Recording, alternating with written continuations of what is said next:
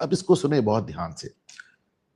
हम लोग कहते हैं कि साहब अरे इसके पहले भी तो टूटी थी, इसके पहले भी एक नाथ शिंदे ने तोड़ दी थी पार्टी, और तोड़ ही नहीं दी थी, पूरी पार्टी पे कब्जा कर लिया था, उद्धव ठाकरे को एकदम कमजोर छोड़ दिया था। मैं आपको कुछ और बताता हूं।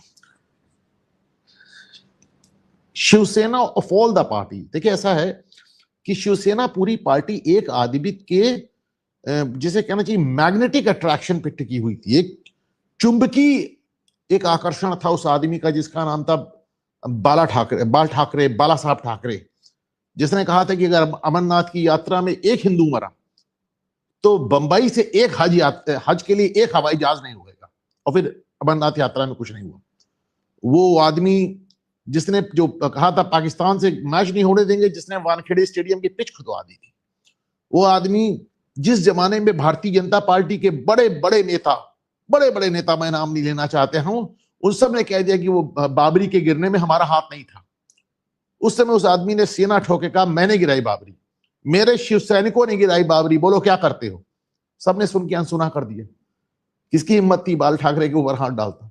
तो उसका एक चुंबकीय आकर्षण था।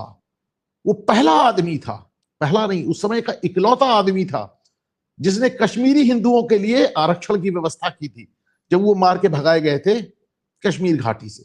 ओनली पर्सन, उसने कहा था हम देंगे महाराष्ट्र में आरक्षण, यहां आओ। हमने वो समय देखा है। आज आप देख रहे अन्नामलाई जैसा आदमी नॉर्थ साउथ कर रहा है, पर उन्होंने कहा था कि कश्मीर वाले हमारे महाराष्ट्र में आए, हम देंगे आरक्षण। तो उस आदमी की बात अलग थी। वो आदमी जो कहता था कि इंदिरा गांधी की दरबार में जाने वाले अगर कोई गैर कांग्रेसी जाता है तो हिंजड़ा है वो। लेकिन हमने उद्धव ठाकरे को इंदिरा गांधी की जयंती पे कैसे कैसे झुकते देखा, नेहरू की जयंती पे, यहां तक कि उन्होंने सावरकर को प्रणाम करना छोड़ दिया कि गांधी बुरा ना मान जाए। उन्होंने शिवाजी को प्रणाम करना छोड़ दिया कि गांधी बुरा ना मान जाए। वो इतना सरेंडर हो गए कि जैसे एक पुरानी कहावत है कि जहां झुकने से काम चल जाता था वहां आदमी रेंगने लगा। जहां झुकने से काम चल सकता था उद्धव ठाकरे ने रेंगना कबूल किया। मतलब जैसे बहुत लोग कहते हैं सोशल मीडिया में कि बाल ठाकरे की आत्मा तड़पती होगी उद्धव ठाकरे का ये रूप देखकर, लेकिन बात इससे भी आगे और आगे। मैं आपको बताऊं कि ये शिवसेना की टूट पहली नहीं, दूसरी भी नहीं। 1970 के दशक में बंधु शिंगरे करके एक बाल ठाकरे के बड़े राइट हैंड थे और बड़े लेफ्टिस्ट भी थे, बड़े मिल्स वगैरह वही चलाते थे। उन्होंने सबसे पहले बाल ठाकरे से टूट की थी और उन्होंने प्रति शिवसेना बनाई थी। प्रति शिवसेना यानी पैरेलल शिवसेना। लेकिन बंधु शिंगरे को कौन जानता है, नाम ही खत्म हो गया बाल ठाकरे के साथ। उसके फिर तकरीबन 20 साल बाद 1991 में 1991 में छगन भुजबल ने रिवोल्ट किया।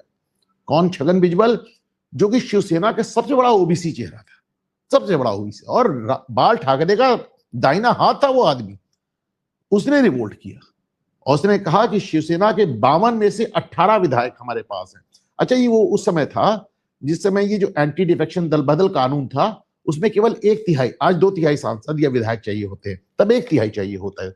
बाद में 2003 में बदल गया कानून, ये अटल बिहारी ने बदल दिया था कानून।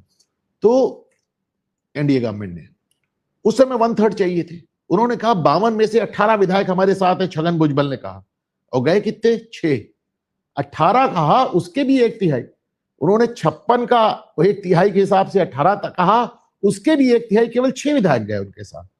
बाल ठाकरे और उनकी पार्टी बनी रही। उसके बाद 2005 में, मतलब उसके 14 साल बाद, आप देखिए नारायण राणे मामूली नेता नहीं थे। 1999 में शिवसेना ने इनको मुख्यमंत्री बनाया था। इन्होंने रिवोल्ट किया और इन्होंने कहा कि 63 में से 42 एमएलए हमारे साथ है, यानी 63 में से 42 विधायक हमारे साथ है, और गए कितने? 9, ओनली 9। सोचिए, क्योंकि ये वो समय था जब आदित्य फैक्टर काम करना शुरू किया था, जब ये वो समय था जब उद्धव ठाकरे ने, एक्चुअली नारायण राणे मान के चलते थे कि साहब मैं अगला नेता हूं शिवसेना का, और तब तक उद्धव ठाकरे ने आदित्य ठाकरे को प्रमोट करना शुरू कर दिया था, तो वो छोड़ के गए। 2006 में राज ठाकरे उसके एक ही साल बाद राज ठाकरे छोड़ के चले गए।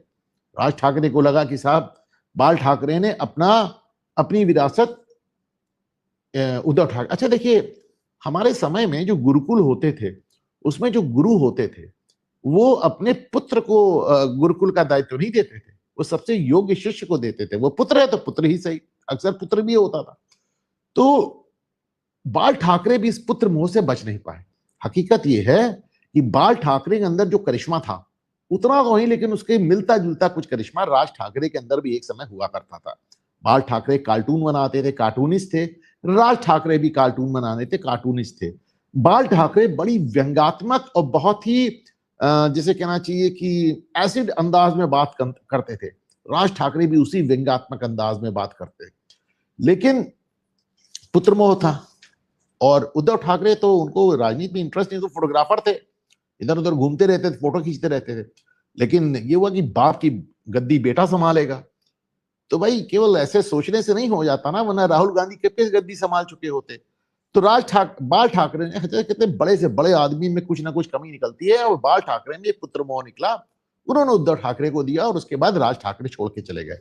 लेकिन राज ठाकरे ने छोड़ के जो एमएनएस बनाई, महाराष्ट्र नवनिर्माण सेना, कहां गई? जीरो हो गई, जीरो हो गई। और उद्धव ठाकरे की पार्टी फिर भी जमी रही, शिवसेना।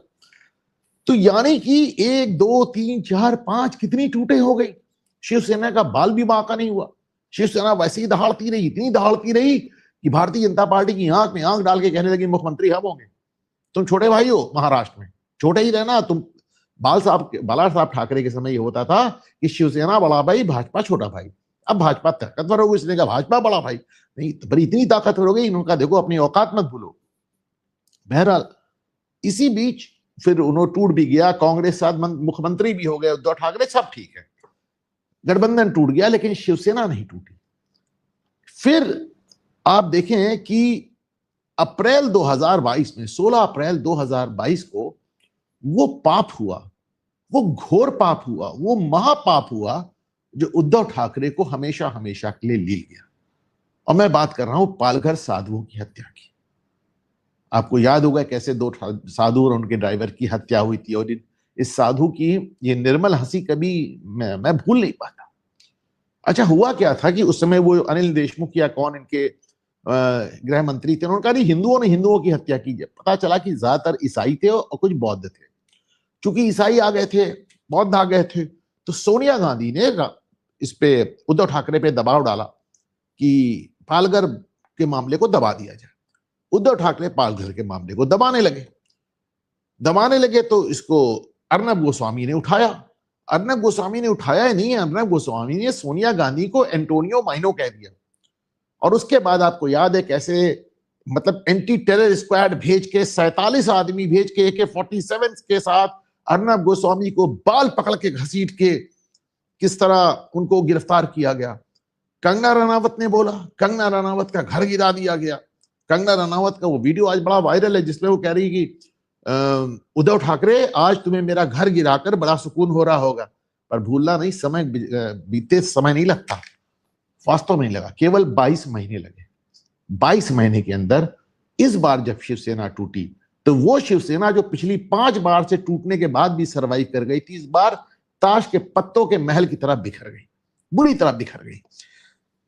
आप समझिए कि अप्रैल 2020 में यह हुआ था पालघर, और जून 2022 में केवल 22 महीनों बाद 55 में से 40 आदमी लेकर एकनाथ शिंदे वो बाहर चले गए।